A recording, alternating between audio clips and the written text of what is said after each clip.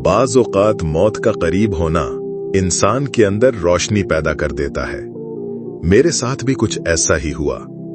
उस रात जब मैं गुलाम खाने में कैद था, अल्लाह ने मेरे दिल में एक अजब हौसला डाल दिया।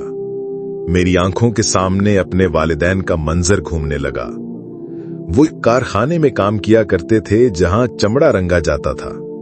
हर तरफ भाप ही भाप होती और उसी धुएं में उनकी जिंदगियां ढक गईं।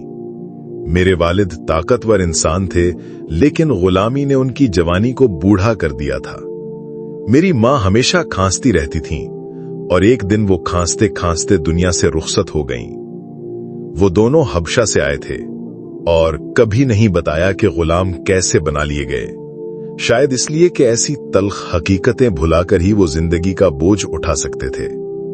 मेरी मां ने एक बार कहा था कि बेटा, तुम पैदा तो गुलामी में हुए, लेकिन जब तुम मेरे पेट में आए तब हम आजाद थे। ये बात मेरे लिए कुछ तसल्ली का बायस तो बनी, लेकिन गुलामी का कर्ब उस पर भारी ही रहा। मुझे वो दिन याद आया जब पहली बार बाजार में फरोख्त के लिए लाया गया। उस दिन से मेरी गुलामी का बाकायदा आगाज हुआ। मैं कई बार बिका, कभी जानवरों के साथ, कभी काफलों के साथ। आज सोचकर हंसी आती है, लेकिन उस वक्त मेरी जिंदगी अजाब से कम न थी। कभी दहकते अंगारों पर लिटाया जाता, कभी गर्म पत्थरों के नीचे दबाया जाता, कभी रस्सी डालकर गलियों में घसीटा जाता।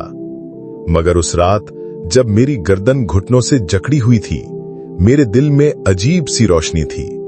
मैंने दुनिया के हुस्न को सोचा, आसमान के तारे, दिन रात की तब्दीलियां, पहाड़, मैदान, दरिया और इंसान की ये सारी जद्दोजहद। हत्ता कि एक सुर्ख भौरे को याद करके भी दिल को सुकून महसूस हुआ।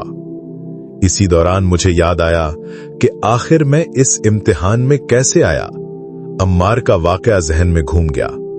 अगर मैं चाहता तो उस पर कोड़ा बरसा देता और कोई मुझे इल्जाम न देता, क्योंकि गुलाम कभी हुक्म अदूली नहीं कर सकते। मगर मेरे हाथ से कोड़ा गिर गया। मेरा दिल मान ही ना सका कि मैं ये जुल्म करूं।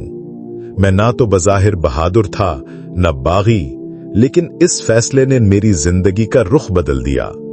इस हौसले का माखज मेरे अंदर नहीं था, ये तो वो ताकत थी जो मुझे मोहम्मद सल्लल्लाहु अलैहि वसल्लम के किरदार और उनकी बातों से मिली थी। उनकी तालीमात ने गुलाम बिलाल के दिल में भी आजादी की चिंगारी जला दी थी।